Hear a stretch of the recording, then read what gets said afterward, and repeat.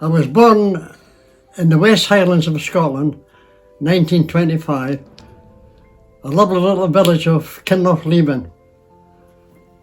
And everything was, you could do anything there, swimming, climbing the hills, all the mountains, fishing, everything. I had a great time there.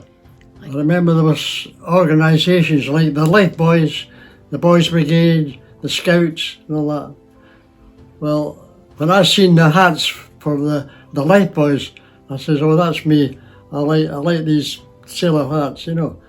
But after 2 or 3 weeks in there, I met another mate, and he was in the Scouts, and he starts telling me all about away camping, and climbing the hills and all that. I said, well, the Life Boys, we just go to church and different things, you know.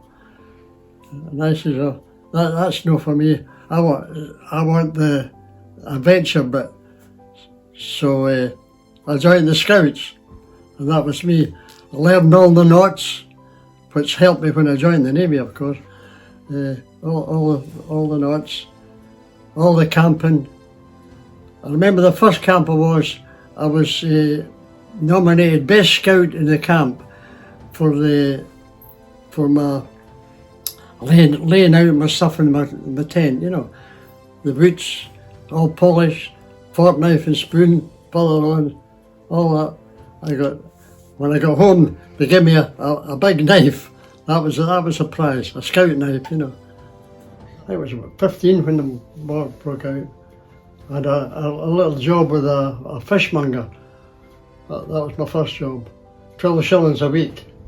I can always remember that. I was 15 and I used to go in the van with him, but he was a bit of a drinker, the boss, and he used to come out of the hotels a bit drunk. He says, right, Donnie, you have to drive the car home, you know.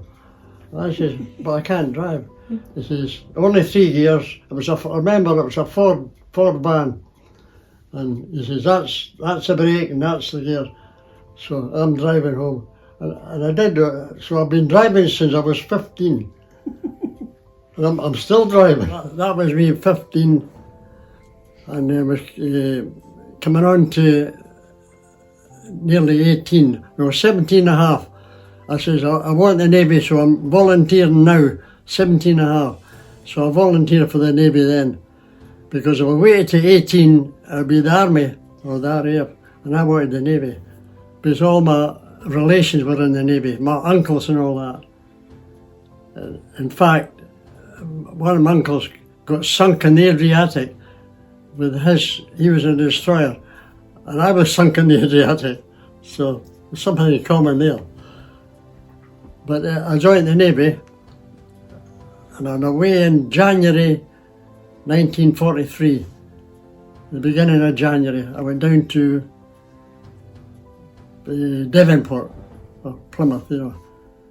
Never been in a train before, and they says to me, you have to go from Kinlochleven to Inverness, where you'll pick up another 2 or 3 boys, and you'll all go down by train, you know.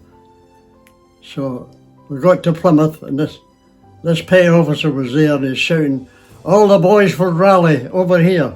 You know, Raleigh, that was where I did my training. So we got to Raleigh, I think it was 8 weeks training or so. After the training I got back to Plymouth, I got a week's leave, and back to Devonport, HMS Drake. We're in Drake, and I was told, he says, you're going to coastal forces. He took me there. Coastal forces, all 10 MTBs, MLs, small craft, you know. I said, that's okay. He says, I think there's about 10 of us, all in the coastal forces. Right, back up to Edinburgh, he says. Way back up to Edinburgh. And he sent us to Rosyth. He says, you'll get pick up the HMS Howe. That was a battleship, 42,000 ton it was. He said, you'll go aboard that, and you'll be in passage to Gibraltar. Of course, we didn't know where we were going, but on the ship, the bus got around, we're going to jib, you know. So we go to jib, put ashore there, and that's when I thought I was going to get an MTB. I was at Gibraltar for about 3 or 4 weeks. No, all the MTBs were coming in, and I wasn't appointed to any, you know. So the next move after that was going to Algiers. I says to all the mates, well, we're all right, we're going to Algiers, we'll get a ship there, we got an MTB there. Got to Algiers, we could see all the MTBs too, you know. I says, oh, we'll be in them a couple of days, you know. So they put us in this big barracks in Algiers, just below the Casbah. I can always remember. It was a college at one time. HMS Hannibal, that's what they called it, HMS Hannibal. All the Navy was there. So it was about, I think we were there about 5 or 6 weeks. No boat. No. They says, right, you're all getting transferred to Malta. I said, well, okay. We must get a boat there, you know. So we got to Malta. We were there for about 2 or 3 weeks, and my name was called. Donald McAngus, join MTB 65. It was a small 70-footer, a smaller one, you know. So I joined that, and my skipper was Cam McLaughlin was his name, a Canadian, and I was only about nearly 19, you know, and he was only about 24.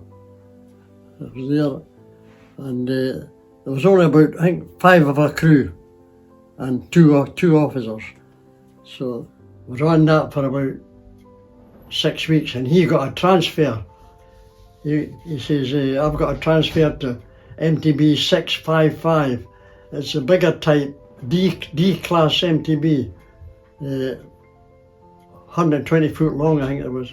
You know. And I joined that, he joined that. And just before it sailed, they said, Donald McAngus, you're drafted to MTB 655. So I went there, and there was Cam McLaughlin, the skipper, you know. He must have got me transferred, but we were short of a loader, and I was a loader to the midship Orlican, twin Orlican. Anyway, we went to Yugoslavia, to the Dalmatian Islands. Did a bit of operation in the Med, of course, different places, you know, and Ancona and different things, you know. Then we went right round to the Adriatic, to what was the island of Viz. I don't know if you've heard of it, Viz. That was the only island that the Navy ruled. All the other islands were taken up by the Germans. Every island, right down. And that was our job, to try and get them out of there. We used to operate, used to go out every night. We didn't go out during the day. There's too many planes about. We operated during the night. And just listening for an E-boat or any movement of any shipping, you know. And I remember they used to cut the engines on MTB, and we used to drift in just to the shore. You could hear the boat on the gravel, you know. And everybody was dead quiet during the night. Just listen, and you maybe hear a noise of another boat, and he says, they knew where it was with the radar. They says, right, start up, away after it and that. But we could never catch an E-boat, they were too fast, an E-boat, you know. But I caught a few right enough. Because my gunner, he got the DSM and he got the bar, DSM and bar for what he done, you know. Wow. Went out this night, and it was the 22nd of March, 1945 now, you know. and I can remember a little boy's birthday on the 22nd, and he got killed that night, you know. We're always talking about it. And he was a boy, he was a first aid guy, you know. I got wounded in February, and it was him that patched me up, you know. It was a head wound. And we used to call him Fanny Adams from London, and he patched me up. That was in February. On March the 22nd, we went out. The leading boat went over the mine. I think they called it an acoustic mine. You know, the vibration brought the mine up, and we hit it. It was split in two. I'll show you a telegram I got there. It was split in two. The forecastle was a good bit away. That's at the front bit, you know. It was still floating. It was, but I just came off watch. It was 4:20 we hit the mine. I came off the watch at 4 o'clock. I was beside the gunner, you know, and I tried to lay down beside the back of the bridge for trying to get a bit of sleep, you know. And then when we blew up, I'm looking back at where I was, where the mast was in the bridge. So I must have got blown from here out to the road over the railing, you know. But when I look back, I was beginning to sink then. Everything went down within a minute. The bridge, everything. And the back end, I watched it tipping up like that, and going down. That's it, the engine room, you know. The whole, right over. I was watching that, and it went right down. And the four stokers, just before that, the four stokers shot out the hatch. They got out. So they were all right. How many people were on board at that time? About 30. And did half of them made it, you know. There's some died in hospital. I can remember swimming. The skipper was there. He had a broken leg. The other officer, Johnny Mudd, he was a first lieutenant, gunnery officer. He was badly injured too, but they were still swimming. And the other officer was in the chart house with Fanny Adams. He helped in the chart house. He went down. We lost him. The boys in the turrets, there were two turrets, one on either side of the bridge. He slipped into them, you know, and the gun was there. They were gone because there was no chance of getting out of that turret, you know. We just call them turret. It was just a round thing. Jumped into it, you know. Well, in the water for a short time, and we seen another boat coming in, and they threw the scramble net over the side, and then I could go up the scramble net, but got on. I remember I got up, and the first thing the guy handed me was a tot of rum.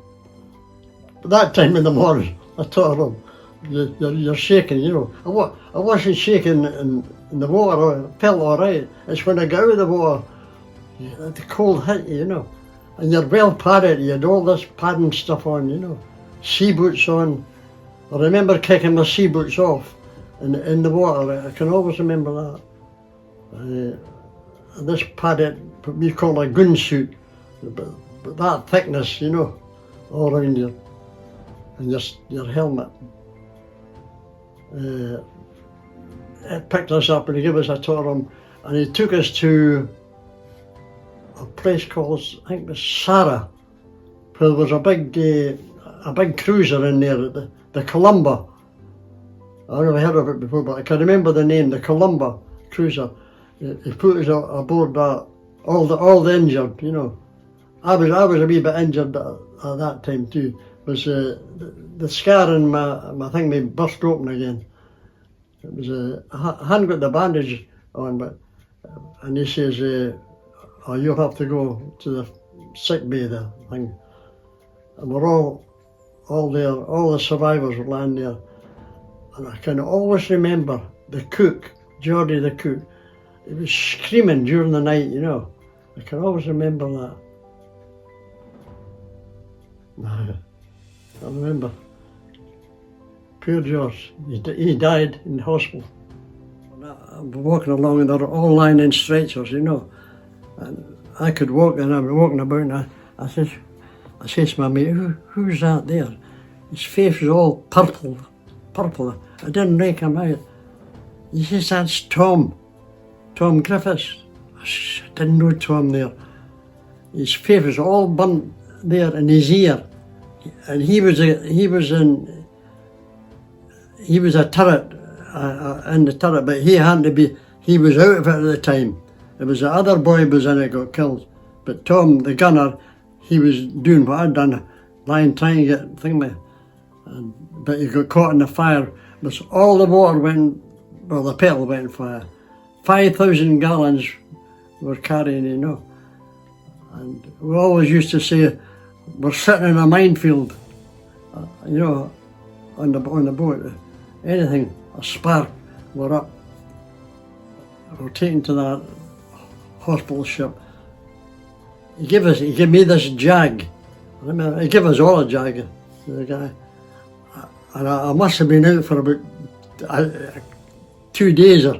But when I woke up, I was fresh as anything. I felt great. I don't know what this jag was, but we all woke up, all great. He says, all you guys are fit. You're all going away to a rest camp for a fortnight. And I just can't remember if it was the Isle of Capri or the Isle of Ischia. We went for this thing there. It was a lovely house, and there was 2 women in the house cooking for us, different things, you know. And we were on beds too. It was beds. We're all on lying in beds. And there was two bungalows there were. All the stokers and some of the other guys were in that one. The seamen were in this one. It was a great time there. It was only for a week. We were there. Did you get up to some mischief? We did. Do you know the first thing we done? But go on. We hired this yacht and went out for a sail with a big yacht. After getting sunk, you know, that's what we done. I can remember that. And I'd never been in a yacht before, you know, but the other guys seemed to know what they were doing.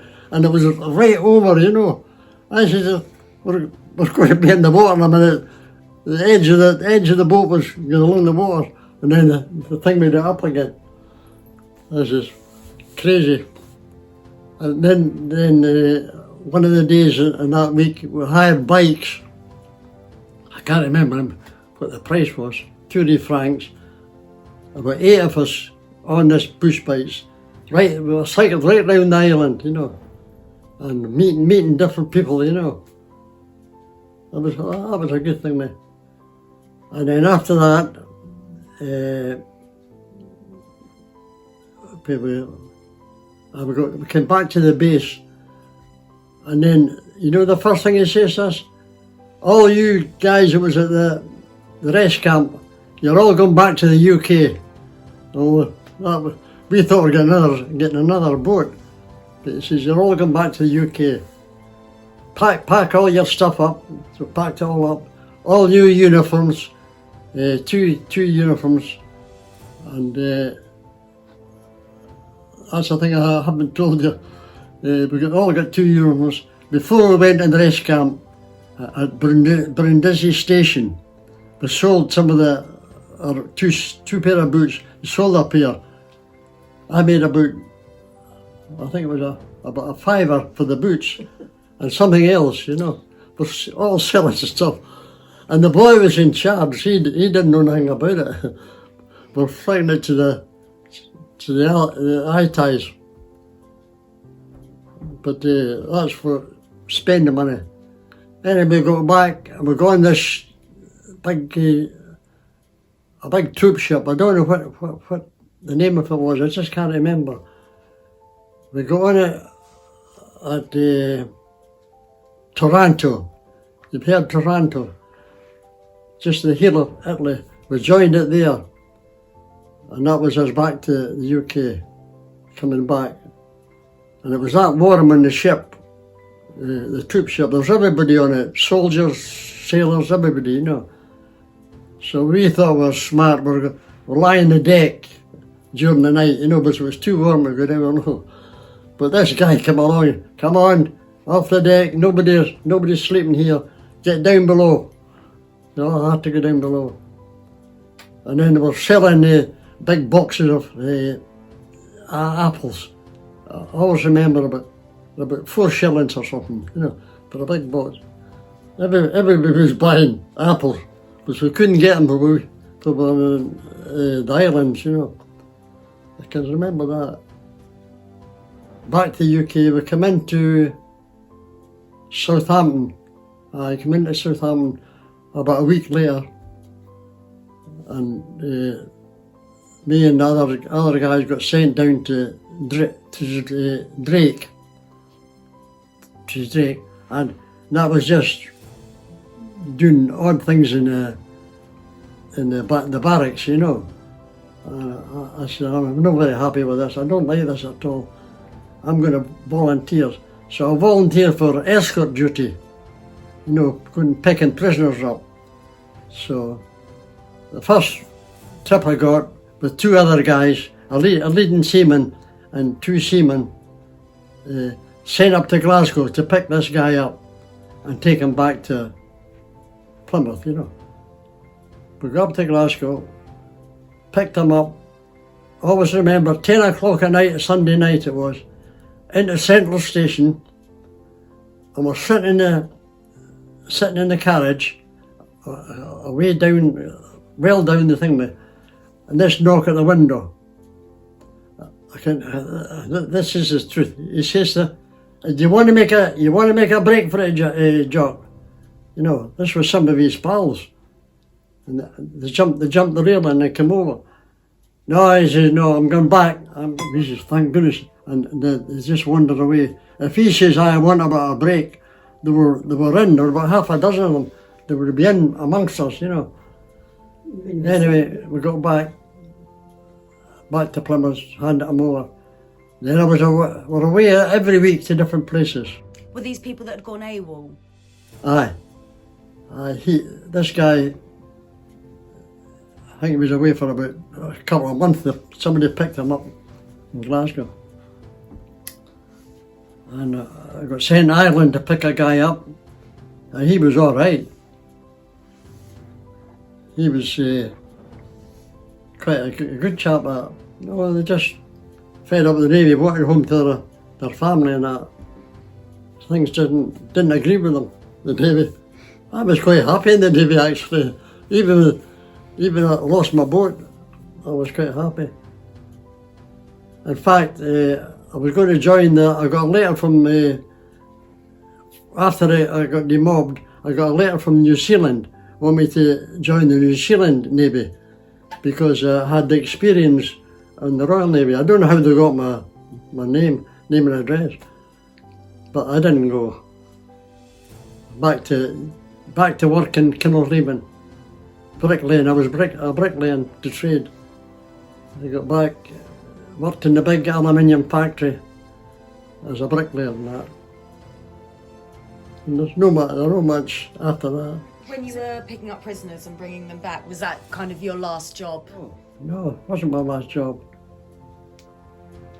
I got that for a while. Then he says, I got a motor launch. I forgot to tell you about that. I got a motor launch in between the escort duty. He says, "You're going up to Stranraer in Scotland." He says, they pick up an ML 156, I'm not sure. Just picked up as ML. I says, what are we going to do here? He says, "See out in Loch Ryan there, see all them German submarines, all bunches of 5, all tied in 5. There were 70 subs. He says, we go out and we take the skeleton crew off them in the morning, you know, of some of the subs. And all the Germans used to pile on, and we used to take them into Stranraer and to the army. The army was waiting for them in Stranraer, and they would take them way up into the farm, into the fields, you know, digging potatoes and different things, you know. And then we'd pick them up at 5 o'clock at night. We'd pick them up, take them back to the sub. And used to come back with big bags of potatoes, don't they, you know, or cabbages, anything at all. Come back to the sub, you know. And I remember this day, the skipper says, you wanna go in the U-boat? I said, I wouldn't mind, you know, the whole office. Climbed down the ladder into the U. It's very cramped in there. I don't know how they done it. You're crawling about, you know. And I got into the periscope, you know. And this is 7 mile. We're 7 mile from Stranraer. And and I turned around and I could see the buses along Stranraer going around, and all the people sitting in the buses as plain as anything, 7 mile away, you know. And I said, all had a look at it, you know. But some of the Germans would help you when they come aboard, you know, like tying up and that. They would help you with the ropes and that. Others would just stand in the rope when you're trying to pull it, tie it up, you know. They wouldn't move, you know. You would say to them, get your feet off that. They would say, no, me no, don't understand, you know. Do you remember how you felt when VE and VJ Day came about? Oh, I was in Stranraer when the age, we heard all the cheering, you know. I said, what's going on here? And that was it, VJ Day. So we did nothing after that. We just thinking about there. And on the MTB, you had to take your turn of cooking. You had to take a month of cooking. I never cooked in my life. Anyway, we're on there, and I'm cooking. I'm in watch on the galley, so I'm writing a thing to my mother and father home, writing a letter, you know. And I'm looking down. There's a rat sitting up in the galley. I'm sitting there. It's just a small galley. It's sitting up. It's going. It must be crazy. I've never seen anything like that in my life before. And I says to my mother, I'm just watching a rat here. So, you know, I can always remember that. But the cooking bit, I'll tell you about the cooking now. I was at the cooking. I went out this day and they wanted fish and chips, you know. So I can't remember this kind of like a bomb, you know. They threw over the thing, mate, and it blew up, you know, and all the fish was in the water. And that's how they got all the fish, you know. And me being working with a fishmonger, you know, I says, right, I'll cut them all up. That was we were only a small crew then, you know, about 7 or 9 mil, or 8, 7 or 8, two officers, you know. I'm cooking all this in the big boiling fat, you know, cooking. And there was a tin of Vim. I always remember sitting up in the porthole, you know, a Vim. And I'm cooking away. I don't know what happened, but the tin, the Vim fell into them, and I just scooped it out, you know. But and I carried on with the cooking, but there was Vim there, and it was all frothy, you know.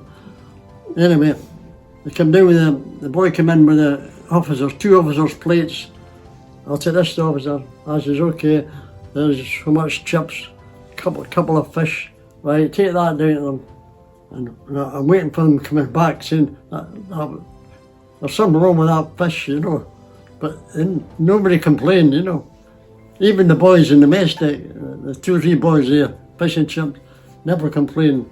So I got away with that. Got away with it. I think I got sent back to Plymouth for demob, you know. So I got sent back to Plymouth. We're in there for, I think it was about a month. And my number was 52, you know. And I was hearing all the numbers getting called, you know, right up to 50, you know. I said, I'll be going next week. And sure enough, it was next week. Donald Macangus, Able Stephen Macangus, report for your box of a suit, a Trilby hat, a shirt, a pair of shoes, socks, 2 shirts, had them in this box, and that was it. And you're born at home. and that was me. But I liked the navy. I can't grumble about that. Can I ask, so you mentioned that you got an injury on your head. Yeah. How did that happen? Went up it was a Peninsula Channel. I can always remember going up the islands, and you went into this channel, and right up, they must have got word there was a big German ship in there, and we were going out to torpedo it, you know. But we got up to, and I could see this light on the land, you know. Everybody could see the light. I said, oh, there's something going on here, you know. And we were still going on. And I remember before we left, by the way, the skipper then was Sir Derek Holden Brown. He was my skipper then, when the other boy went to Canada. And Derek took us all on the mess deck before we left. And he says, right, we're going up to see if we can get this ship in the Peninsula Channel. And he says to the stoker, whenever anything happens, action, you drop this flare over the side. Because he was at the back end, you know, and it lit up flames, you know. It was like a big, you know, wood and different things, you know. And went up. The very first shell that came over, it burst right above our ship. The very first shell, boom! It was just like a thud, you know. It wasn't a crack. That's the first time I ever think about it. Boom! Right above. Killed one of the other chaps, and I got a bit of shrapnel in here. And my helmet, when I took my helmet off, the next day, it was all ripped underneath, you know. But I says, right, I'm taking this helmet home as a souvenir, you know, but it was cut. But it must have been a big bit of shrapnel, but it just nicked my thing in there, you know. But I couldn't stop it. I couldn't stop the blood. It was pouring out, you know. I must say I was kind of panicking then, you know. I thought I was going to die, you know. Then wee Fanny came along. Right, I'll patch you up. He took me down below in a big bandage and it was all right. And that's when we went in and got into the hospital ship. I'm lying in this bunk with this bandage, and he came down. They took him down in a straight jacket, you know. And, I didn't know he was dead then, you know. I said to him, what was his name again? He was a loader in the pom-pom, I think. I said, what, but, and he says, he's dead. I said, dead? Couldn't believe it. He's lying there and I'm lying here. That's when we went into the hospital ship, you know. It's when you think of it, you're talking to a guy 1 minute, next minute he's dead, he's away, you know. He's straight down.